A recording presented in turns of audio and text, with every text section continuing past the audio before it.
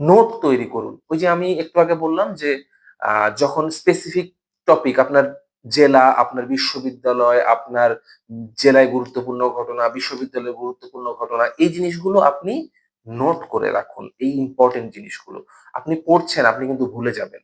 তো বেশি সময় লাগবে না ভাইয়া। আপনি যদি ১ সপ্তাহ নোট করার দিকে গুরুত্ব দেন, মনোযোগ দিয়ে ৪-৫ ঘন্টা করে আপনি যদি নোট করার পিছনে শ্রম দেন, ১ সপ্তাহ আপনার ব্যক্তিগত জিনিসগুলো বিশ্ববিদ্যালয়, কলেজ, স্কুল, আপনার নিজ জেলা, আপনার জাস্ট পার্সোনাল থিংস গুলো, তাহলে কিন্তু আপনার আর কিছু থাকবে না। তো এইটা নোট করুন, আপনি স্পেসিফিকলি নোট করে সাজিয়ে লিখুন। তারপর এই যে ইন্ট্রোডিউস ইয়োরসেলফ, এই জিনিসগুলো কিন্তু প্রশ্ন থাকে। তো আপনি কিভাবে কথা বলবেন এইটাও সাজিয়ে নিন। আপনার ফ্যামিলি কি করে? যেকোনো একটা টপিকে আপনার ইংরেজিতে ৪ মিনিট ৫ মিনিট বলতে দিতে পারে। তো আপনার ইংলিশ ফ্লুয়েন্সিটা ডেভেলপ করার জন্য আপনি যেকোনো একটা টপিকে আয়নার সামনে আপনি ২ মিনিট কথা বলার প্র্যাকটিস করুন। ৩ মিনিট কথা বলার প্র্যাকটিস করুন। আপনি জাস্ট একটা টপিক নিজে, নিজে সিলেক্ট করেন।